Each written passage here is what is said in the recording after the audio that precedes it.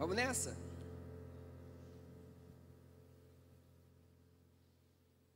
Nós estamos no mês da família, então nós estamos trazendo palavras relacionadas para a família. Vamos continuar nessa. Abra sua Bíblia comigo, por favor. Primeiramente,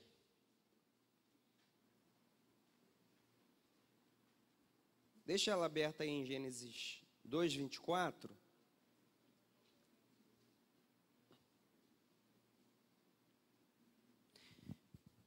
Glória a Deus, irmãos. Amém? Glória a Deus, aleluia. A Bíblia é a palavra de Deus, amém? Amém. Então, é importante nós entendermos que quando a gente fala de família, a gente está falando a respeito de uma instituição criada por Deus. Nada mais natural do que eu e você, nós irmos direto onde estão contidas as diretrizes que o Criador dessa instituição, ele estabeleceu e colocou para que nós nos direcionássemos. Quando você pega um aparelho para poder ligar, botar para funcionar, você pega o manual do fabricante. E ali estão as diretrizes que você deve seguir para que aquele aparelho ele venha funcionar da melhor maneira, correto? E você tem que seguir as instruções. No nosso caso, quando a gente fala do melhor funcionamento no seio familiar, nós precisamos entender que a Bíblia, que é a palavra de Deus, ela contém as diretrizes que vão proporcionar que essa família viva a bênção de Deus, né, nessa caminhada. Amém? Glória a Deus. Então nós temos que considerar que a palavra de Deus contém as diretrizes que trarão a bênção de Deus para a família. E qual a importância de nós falarmos sobre família? A importância de falar sobre família, quando nós falamos na perspectiva bíblica, é que quando falamos de família, na perspectiva bíblica, isso gera fé no coração de quem ouve. Isso gera fé naqueles que abraçam a palavra de Deus. Por quê? Porque a vida com Deus é vivida pela fé. Se ela é vivida pela fé, nada mais natural do que nós irmos à fonte que gera fé, que é a palavra de Deus. Porque a fé vem pelo ouvir e ouvir a palavra de Deus. Se você ouve palavra de Deus a respeito de cura, então você vai começar a gerar fé no teu coração para ser curado. Se você ouve palavra de Deus na perspectiva financeira, você vai começar a gerar fé para financeiramente progredir. Se você ouve palavra de Deus na perspectiva de ser batizado no Espírito Santo, ministerialmente, você vai começar a gerar fé nessa área. Da mesma forma, quando você ouve a palavra de Deus na perspectiva de família, essa palavra vai gerar fé no seu coração para quebrar todo jugo, quebrar tudo aquilo que impede o progredir da família, porque é pela fé, irmãos. Conselhos, amizades são muito bons, mas o que causa a libertação, o que causa a mudança de um comportamento, o que causa um rompimento de algo que está travando a boa convivência no seio familiar, é a palavra de Deus, porque é o conhecimento da palavra que liberta. Amém? Então, o casamento é uma instituição criada por Deus, e essa palavra, ela vai nos direcionar, vai gerar fé ao nosso coração, para que a gente vá nesse sentido. Glória a Deus? Estamos juntos? Então, nessa manhã, já falo logo, nós não iremos no sentido pregação, estilo Amanda. Nós iremos no ritmo de ensino. Compreende? Então, a gente vai pausadamente, vai lendo algumas coisas, vai... Estilo Douglas. Amém. Glória a Deus. Estilo Douglas, é verdade. Estilo Douglas, vamos devagarzinho, vamos passo a passo. Glória a Deus. Nesse momento, é importante a gente ter em mente que a Bíblia, ela traz princípios gerais que vão ser incluídos em todas as áreas da sua vida. E a área da família, ela não está alheia a isso, ao contrário. São princípios gerais que devem estar também no seio familiar, na sua convivência, pais e filhos, marido e mulher. e assim por diante. Glória a Deus. E o primeiro princípio que eu quero compartilhar contigo, que é um princípio geral do cristianismo, que eu e você devemos entender, que deve estar nesse contexto familiar, que é o princípio do amor. João 13, 34, nós vamos caminhar rapidamente. João 13, 34, Jesus nos deixou um mandamento, ele diz: um novo mandamento vos dou, que vos ameis uns aos outros como eu vos amei. Jesus, ele traz esse princípio do amor para todo aquele que deseja segui-lo. Diz, você deve amar ao outro, e aí não é mulher, não é esposa, esposo, não é qualquer pessoa. Vocês vão amar uns aos outros como eu vos amei. Lógico, e logo, como consequência, no seio familiar, um pai vai amar um filho como Cristo amou. Um pai ou um filho vai amar o pai como Cristo amou. O esposo vai amar a esposa como Cristo amou. E aí aquele mandamento de Efésios 5:28 que diz que o marido vai amar a sua esposa como Cristo amou a igreja, ele não está restrito também somente ao marido, mas também alcança as mulheres, porque é um princípio geral que vai trazer que a mulher vai amar ao próximo como Cristo amou. Então o próximo ali naquela ocasião é o seu marido, e ela vai amar como Cristo amou também. Ok? Então é um princípio geral do amor. De que forma Jesus amou? Então a gente entende que Jesus amou se sacrificando, visando sempre nós. Ele morreu por nós. Ele sempre quer o nosso bem. A vontade dele sempre é boa, perfeita, agradável. Tudo isso está incluso no princípio do amor. O amor, ele perdoa. E aqui tem Coríntios 13 traz uma definição e muitas características desse amor de Deus, que está em nós. Romanos 5:5 diz que nós fomos transbordados do amor de Deus. Esse amor, ele é sofredor, ele tudo sofre. Esse amor, ele é benigno, ele não trata com leviandade, não se soberbece, não se porta com indecência, não visa... Isso é muito importante, essa parte. Não visa os seus próprios interesses. Ele não se irrita, não suspeita o mal. Então, esse princípio amor, ele precisa estar inserido em nossa vida, na nossa caminhada cristã. E, logicamente, deve estar, como consequência, inserido na nossa convivência familiar. O outro princípio que é um princípio geral e estará também na nossa família, na convivência, é o perdão. Marcos 11, 25, 26, Jesus fala para os discípulos, olha, perdoai-vos uns aos outros, perdoem, para que então as vossas orações sejam ouvidas. Outros textos, como Mateus 18, 21, 22 e Colossenses 3, 13, traz que se nós não perdoarmos uns aos outros, nós não seremos perdoados. O perdão, ele faz parte da caminhada cristã. Um pregador fala aqui a respeito de perdão, ele fala assim, o perdão é você dar a oportunidade da pessoa que te magoou, dela te magoar novamente. Que é você restabelece o vínculo, você começa novamente. Anda mais uma milha, e esse perdão precisa estar inserido na nossa caminhada cristã, porque é o que o Senhor espera de mim e de você. Um outro princípio geral que eu quero trazer, que deve estar nessa nossa caminhada cristã, que é o princípio da sujeição. Efésios 5, 21, o apóstolo Paulo, ele traz que sejam sujeitos, sujeitando-vos uns aos outros no temor de Deus. Essa sujeição, ela vai estar diretamente ligada ao primeiro princípio que nós falamos, que é o do amor.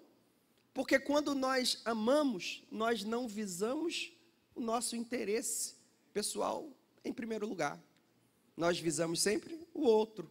E quando eu viso o outro, eu me submeto à vontade do outro.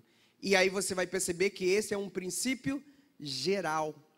como princípio geral, e depois a gente vai ver os papéis do homem e da mulher, aí nós lemos: a mulher deve se submeter ao seu marido, como o homem se submete a Cristo, como a igreja está submetida a Cristo. Mas você vai perceber que o marido também se submete à mulher. Por quê? Porque Efésios diz que sujeitai-vos uns aos outros. Amém? Glória a Deus? Então, como princípio geral, embora ele defina ali o papel da mulher, mas você vai perceber que, como princípio geral, o pai vai se submeter ao filho. O filho vai se submeter ao pai. Entende? São princípios gerais que devem estar inseridos no relacionamento familiar. E para que isso ocorra, eu preciso entender a palavra de Deus. Ela está dizendo, e como nós cremos na palavra de Deus, eu pego isso e pratico na convivência familiar. E quando eu começo a praticar, eu começo a inserir esses princípios, eu começo a ver a bênção de Deus no casamento, na família, no relacionamento de pai e filho, porque a palavra de Deus, ela não mente, ela é real. Quando nós damos ouvidos ao que Deus pede para que a gente siga, a gente vai ver a bênção de Deus ali. Glória a Deus. Então existem outros princípios que eu poderia trazer, mas eu me limitei a esse: o amor, o perdão e a sujeição. Está implícito visar o próximo. Agora eu quero sim que você leia comigo, por favor, Gênesis capítulo 2, versículo 24.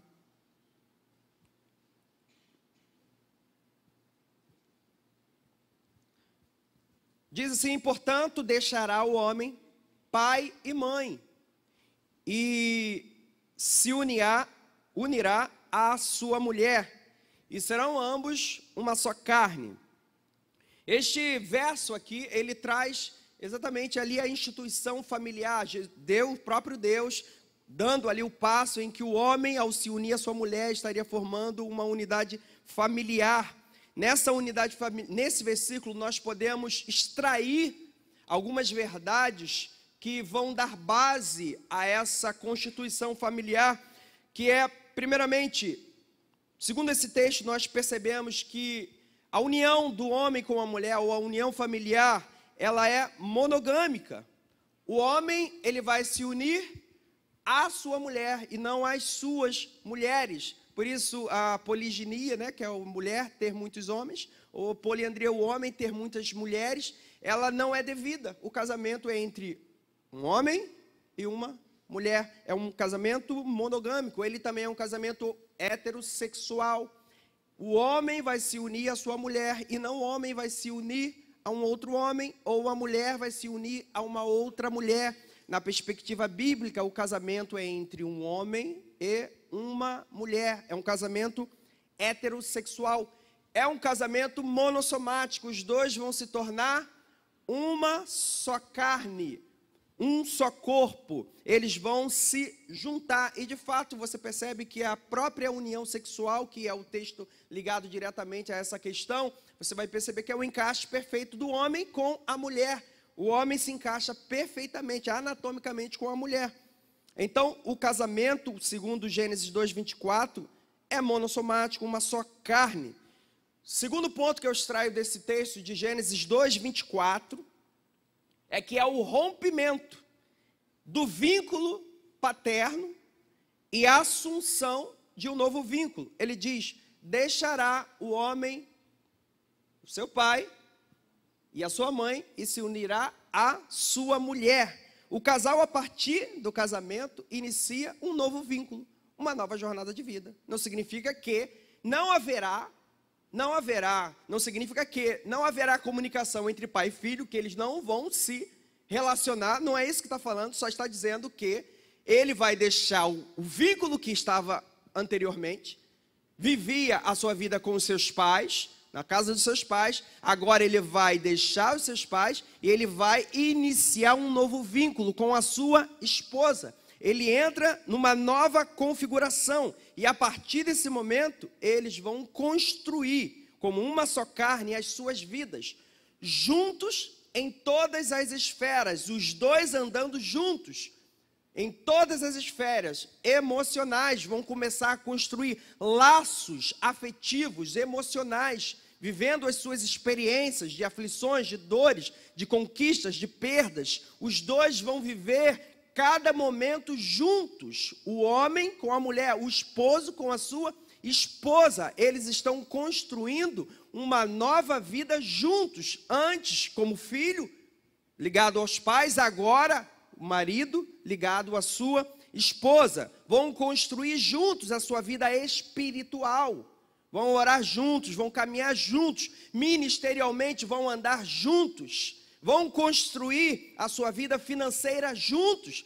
Os projetos, todos os seus objetivos de vida, as suas metas, o casal vai sentar e eles vão decidir juntos o caminho que vão seguir, ou para onde vão. Eu preciso fazer um curso no Canadá, e então eu preciso sair do Brasil. Eles vão sentar, vão verificar, vão conversar. Então isso é construído juntos, porque agora eles iniciam uma nova jornada na criação de filhos. Qual a melhor maneira de criar? A mulher vem de um lar com uma criação, o marido vem de outro lar com outra criação. Vão sentar e vão chegar a um denominador comum. Não, vamos fazer dessa forma. Então eles começam a construir agora uma vida juntos, caminhando lado a lado, juntos, profissionalmente também. Como eu disse, os objetivos serão compartilhados.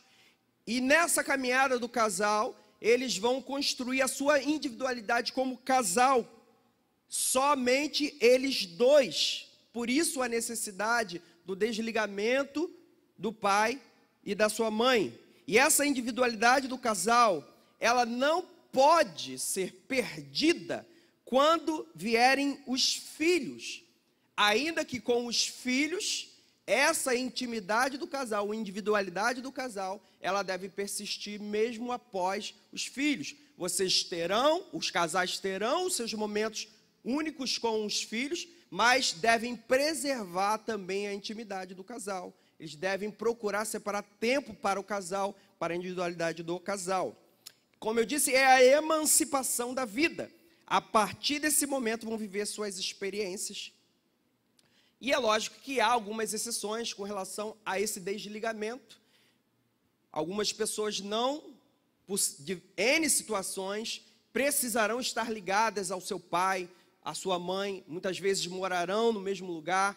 Nós entendemos que há exceções para essas questões, mas mesmo dentro dessas exceções, o casal vai procurar a sua individualidade como casal. Amém? Glória a Deus? Estamos caminhando? Amém. Então o vínculo com a esposa, depois que o homem deixa o seu pai e a sua mãe, a mulher deixa o seu pai e a sua mãe, e ele começa essa nova jornada, esse vínculo, ele vai permanecer até que a morte os separe. Nós, como casal, que estamos casados, nós assumimos um compromisso. Eu assumi um compromisso com a Alice assumiu um compromisso comigo, para vivermos juntos até que a morte os separe. Então, qual é o plano de Deus para o casamento? O plano de Deus vocês vão deixar o seu pai, vão deixar a sua mãe, e agora vocês vão entrar nesse vínculo de matrimônio até que a morte os separe. Esse é o planejamento de Deus para o casamento, para a família, que está inserido também nesse contexto de Gênesis 2:24. Eu pulo para um próximo ponto, que é nesse mesmo contexto de casal, que é agradar ao cônjuge. A meta no casamento é buscar a felicidade do outro. A meta na convivência familiar é buscar a felicidade do próximo, no caso do esposo ou da esposa. 1 Coríntios capítulo 7, se você puder abrir comigo.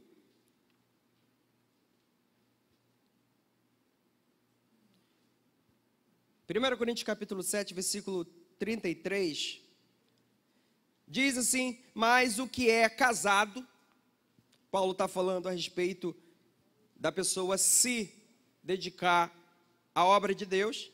Ele diz, mas o que é casado, ele falou a respeito do solteiro, da questão do solteiro, cuidar das coisas de Deus sem impedimento. E ele chega no 33 e fala, mas o que é casado, cuida das coisas do mundo e de como agradar a sua esposa. E no 34 ele continua falando a respeito, e lá no final ele começa a dizer a respeito de e como a mulher, falando agora, agradar ao seu marido. Então há um objetivo na questão do casamento ou da convivência no casamento de um homem, do marido com a esposa, que é agradar ao seu próximo. Gênesis, no capítulo 24, versículo 5, diz que o homem que se casasse, ele deveria ficar durante 1 ano em uma lua de mel. Não ir à guerra, ele não vai lutar, ele não vai assumir obrigações militares para, diz o texto, agradar a sua esposa, a fim de agradar a sua esposa. Então nós percebemos, e isso já está implícito no princípio do amor, que nós vamos ler novamente, que o próximo tem a primazia no relacionamento conjugal. Eu entro num casamento com o objetivo de fazer Alice feliz. E aí então eu verifico o que faz a Alice feliz. Eu verifico o que eu posso fazer que vai tornar a vida dela mais agradável. O que eu posso fazer para tirar um sorriso do rosto dela? O que eu posso fazer para vê-la? E de fato, quando esse objetivo ele se entranha no meu e no seu espírito, nós percebemos que quando o nosso cônjuge ele está triste, nós ficamos tristes. Quando eu percebo que a Alice está tristonha, decepcionada com alguma coisa, os sentimentos de tristeza dela passam para mim, porque agora nós somos só uma só carne. E se ela fica triste, eu fico triste. Se ela está feliz, eu estou feliz. E aí eu procuro sempre verificar, o que eu posso fazer para fazê-la feliz. Então, o objetivo bíblico a respeito do relacionamento conjugal, primariamente faça o seu cônjuge feliz. Procure agradar o seu cônjuge. Veja, verifique tudo que você pode fazer para que ele esteja de maneira agradável. Glória a Deus. Então, 1 Coríntios 13, 5, ele vai dizer que o amor, falando a respeito do amor, não busca os seus próprios interesses. E no relacionamento conjugal, a gente percebe que nós temos uma tendência a um sentimento egoísta de ver somente o nosso lado. No entanto, quando a gente percebe que devemos implementar o amor de Deus no nosso casamento, a gente vai visar sempre o próximo, visar o cônjuge nessa questão. Nessa caminhada para ver o outro feliz, nós iremos ceder. Você deve ceder. Você não pode ser intransigente. Eu não posso ser intransigente. Nós devemos ceder. Ceda. Nós deveremos perdoar. Perdoe. Nós deveremos nos sacrificar. Se sacrifique pelo outro. Nós deveremos proteger. Proteja o seu cônjuge. Todo mundo pode falar mal. Eu posso falar mal. Eu posso falar com ela. Mas ninguém fala mal da Alice para mim, não. Entende? Na família, não é assim? Recentemente, né? Os irmãos da mãe da Alice estavam vindo no carro, a gente conversando, tal, e entrou numa questão da família lá da Alice lá. Tá gravando, né? É a família da Alice. Tô brincando. E aí, né? Os irmãos, tios da Alice lá, estavam numa discussão tal, tinha um negócio que não estavam se entendendo, e aí eles começaram a falar, tal. Ninguém fala dos meus irmãos, não. A mãe dela falou. Ela já reclamou várias vezes deles, mas ela pode reclamar, porque ela é irmã. Mas ninguém de fora pode falar. Não é assim? Aquela tia chata que quando chega na reunião, todo mundo reclama dela ali, mas está ali no meio do familiar. Mas vai você de fora falar da tia mesmo, ela chega, quem te perguntou alguma coisa? Por quê? Isso é proteção. É um instinto de proteção que nós temos. E de fato, no casamento e no seio familiar, deve haver proteção. deve haver esse sentimento de, poxa, eu preciso proteger o meu próximo, preciso proteger a minha esposa, preciso proteger o meu marido. E essa proteção, ela vai também na questão espiritual, sabe? Você, quando ora pelo seu esposo, você, quando ora pela sua esposa, você, quando ora pelos seus filhos, ou os filhos oram por seus pais, há aí um instinto de proteção. Senhor, guarda esse casamento, guarda os meus filhos, guarda os meus pais. Senhor, em nome de Jesus, cura. Tudo isso está relacionado a essa questão, desse sentimento, eu quero proteger o meu lar, eu quero proteger a minha família. Glória a Deus, estamos caminhando? Amém, né? Glória a Deus. Então, esse é um ponto importante, de agradar ao próximo. É uma meta no casamento que devemos entender. O outro ponto relacionado agora diretamente à questão do relacionamento do casal, 1 Coríntios capítulo 7, e você e eu precisamos entender, que é relacionado ao sexo no casamento.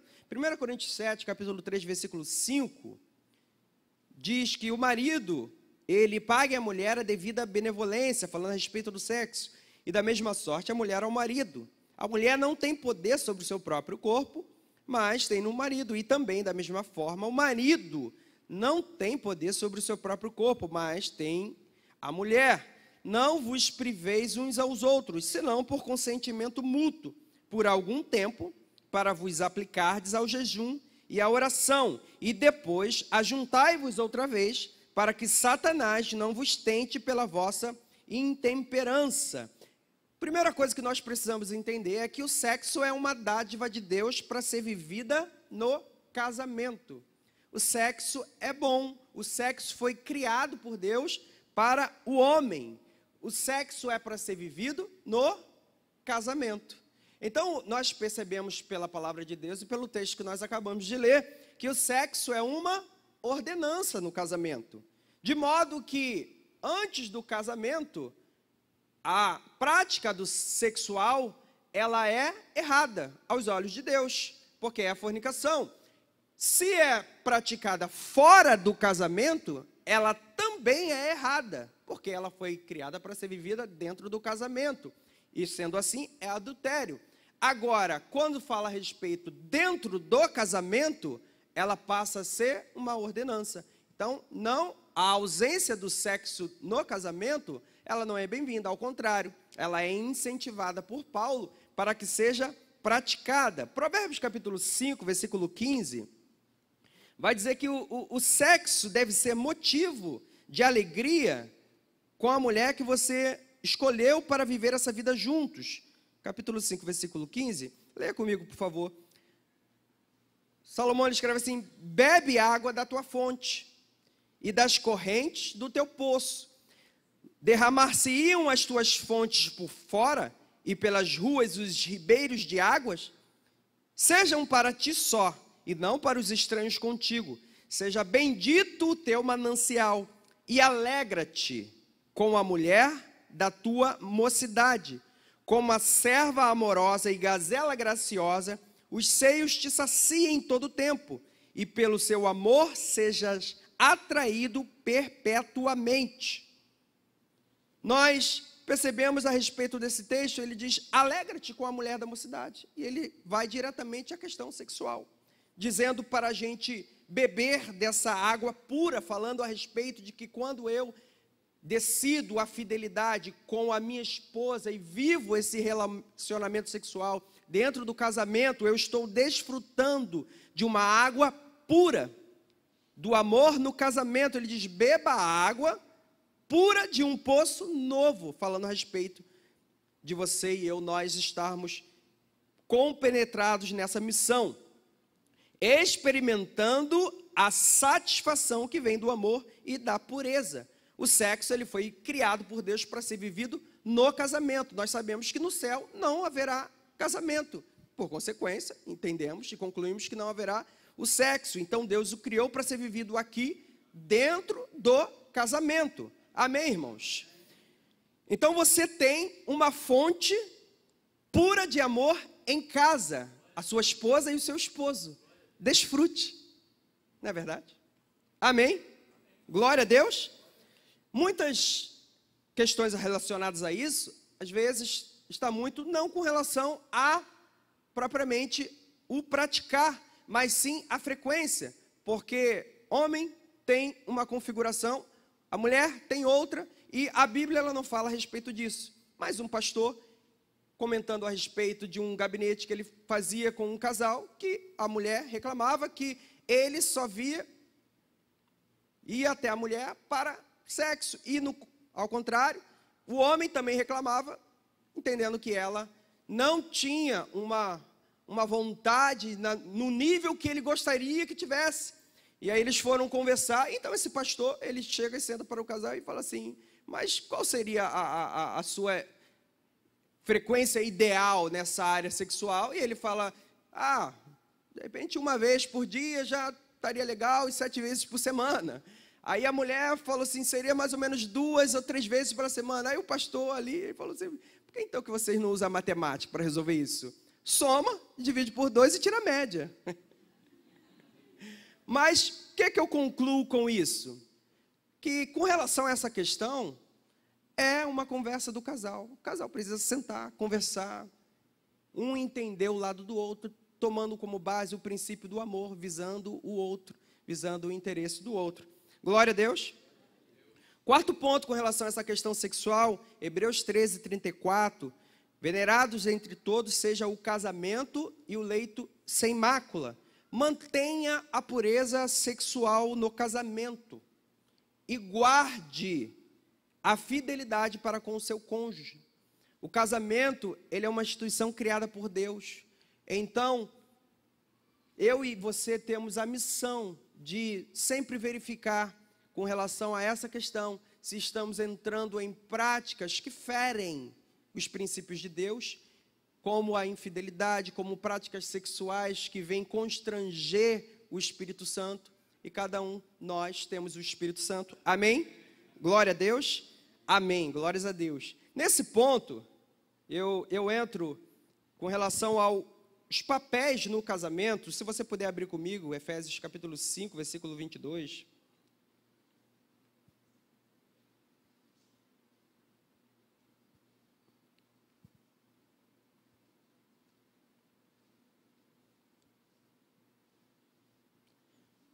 Paulo ele vai começar a dar orientações diretamente ao marido e à esposa, e ele fala a respeito da mulher primeiramente, depois vai falar do marido. Ele diz, vós mulheres, sujeitai-vos aos vossos maridos como ao Senhor. Porque o marido é a cabeça da mulher, como também Cristo é a cabeça da igreja, sendo ele próprio o salvador do corpo. De sorte que assim como a igreja está sujeita a Cristo, assim também as mulheres sejam em tudo sujeitas aos seus maridos.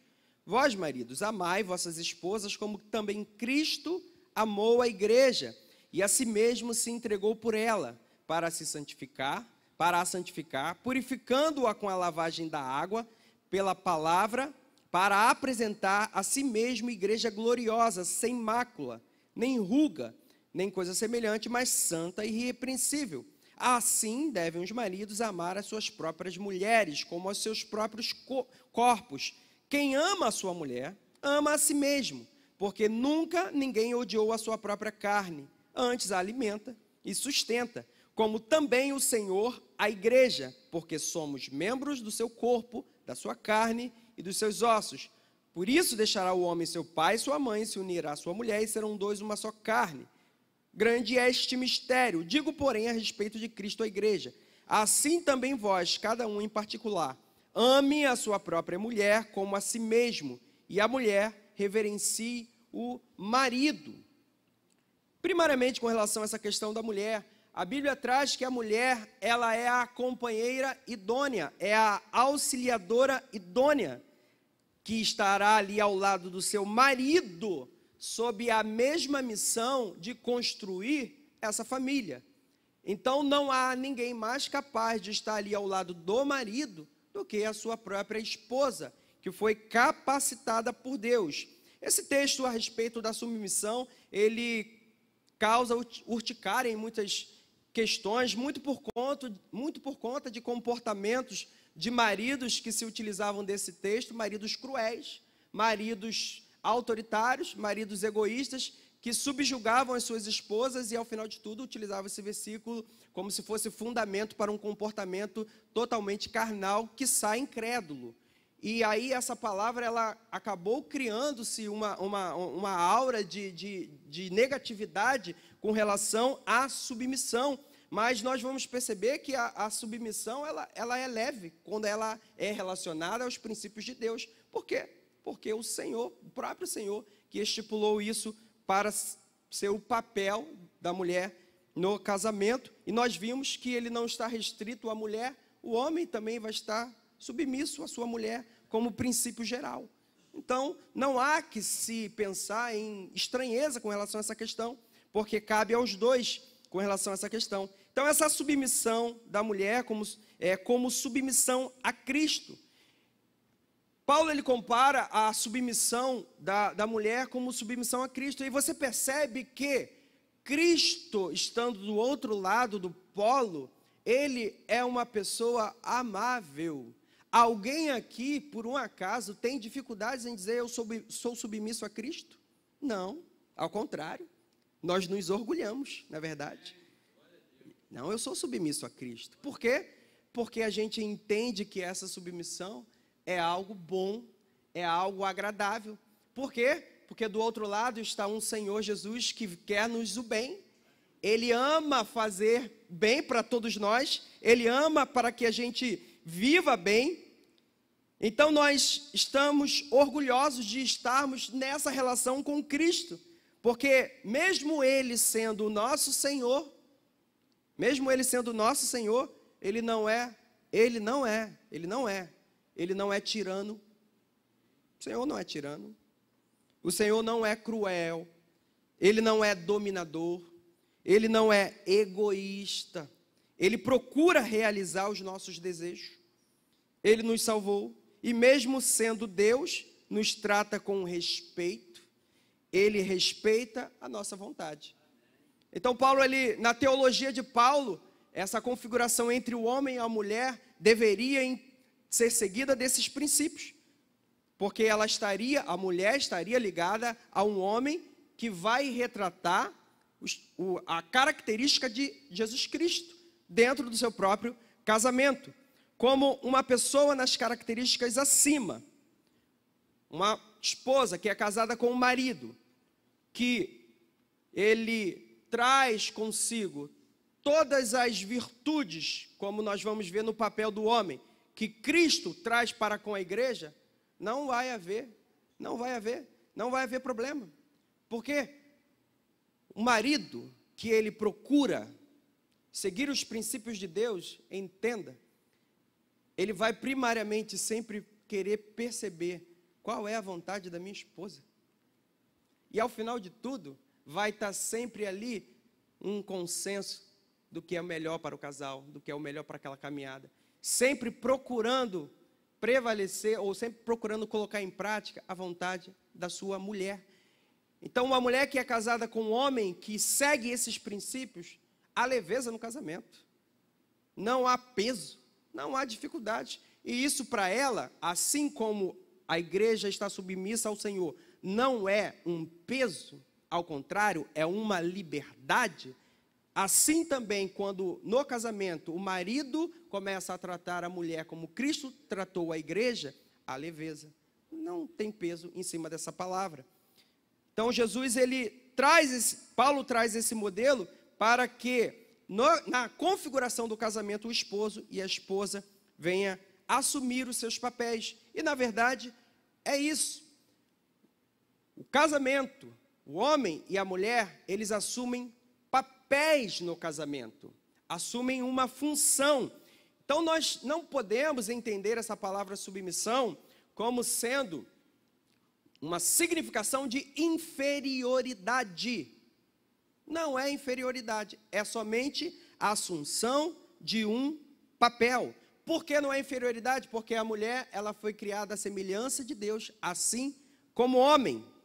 Não é inferioridade porque a mulher, ela é redimida, salva e é participante da natureza divina, tanto quanto o seu marido. Não é inferioridade porque na relação familiar, por exemplo, de um pai com o filho, os filhos devem obediência aos seus pais, mas o pai não é superior ao seu filho. São papéis que estão desempenhando do pai com o seu filho, do filho com o seu pai. Entende? Glória a Deus. Da mesma forma, a mulher, ela desempenha esse papel. Não é submissão de gênero. Não é a mulher vai estar submissa ao homem. Entende? A mulher vai estar submissa ao seu marido. Então, não é uma submissão de gênero. E essa submissão, ela não é incondicional. Se o marido, ele agride a sua esposa, se o marido, ele transgride as leis e ele quer inserir a sua esposa, mulher, você tem o dever de desobedecer. Nós vemos na palavra de Deus que muitas vezes, quando os princípios de Deus, eles iam ser feridos, como Atos 5:29, Pedro falou, eu desobedeço aos homens para agradar ao Senhor. Então, a gente precisa entender que essa submissão, ela não é incondicional. Afinal, o que é a submissão? A submissão é estar sob a mesma missão, como companheira idônea. Ninguém é mais capaz do que a sua própria esposa. E é reconhecer o papel que lhe cabe, como Paulo lhe trouxe para a gente. E quanto ao homem, o homem, ele entra no papel como cabeça do lar. E a função dele, como Paulo ele traz, é amar a Cristo, amar a sua esposa, como Cristo amou a igreja.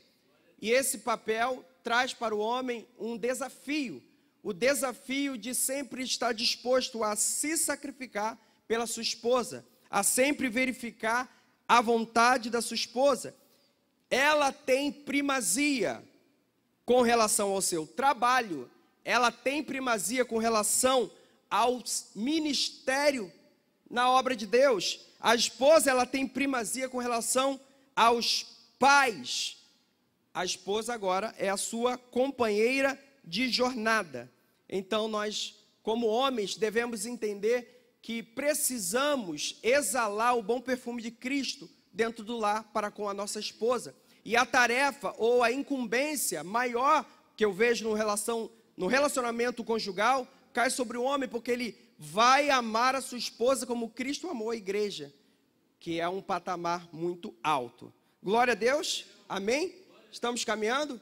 Conseguimos desconfigurar essa questão tão estranha que a palavra submissão ganhou durante muito tempo, que ao final de tudo, eu até anotei um negócio aqui.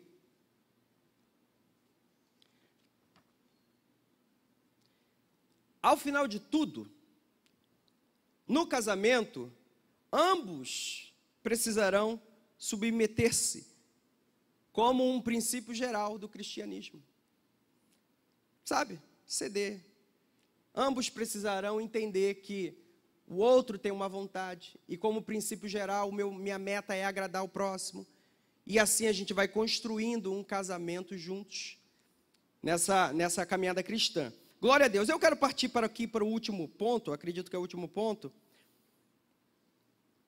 Cuide dos seus e da sua família. 1 Timóteo capítulo 5, versículo 1.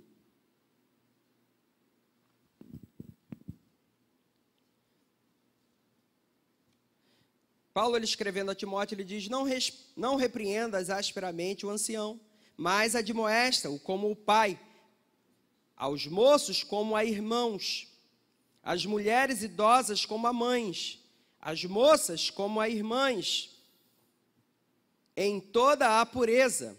Honra as viúvas que verdadeiramente são viúvas. Mas se alguma viúva tiver filhos ou netos, aprendam primeiramente a exercer piedade para com a sua própria família e a recompensar seus pais, porque isto é bom e é agradável diante de Deus. Ora, a que é verdadeiramente viúva e desamparada, espera em Deus e persevera de noite e de dia em rogos e orações.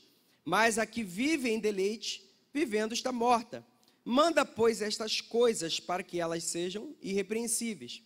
Mas se alguém não tem cuidado dos seus, e principalmente dos da sua família, negou a fé, e é pior do que o incrédulo. Me parece que há uma inferência do convívio familiar ser mais difícil. talvez por conta da proximidade, a intimidade que é gerada. E tendemos, muitas vezes, aos mais próximos, nós não cuidarmos, e às vezes cuidamos melhor dos que são de fora, ou damos uma atenção maior para os que são de fora, mas os de dentro, muitas vezes, requerem uma atenção, e muitas vezes nós estamos em falta. Então, Paulo ele vem dizer a respeito de, olha, cuide principalmente dos da sua família. Dá uma atenção aos da sua família. Dê atenção à sua casa. Dê atenção aos seus filhos, aos seus pais. Dá a primazia à sua esposa. E é interessante que quando Paulo ele vai falar a respeito como Timóteo deveria dirigir e tratar os irmãos da igreja, ele fala assim, você vai tratar os anciãos como você trata o seu pai. Não é isso que está escrito? Trata os anciãos, trata o ancião, mas admoesta-o como pai. Há uma inferência, quando Paulo escreve isso, que o tratamento familiar, ele está num patamar tão alto, que ele deve servir de modelo para o tratamento na igreja. Ele diz, o ancião trata como você trataria o seu pai.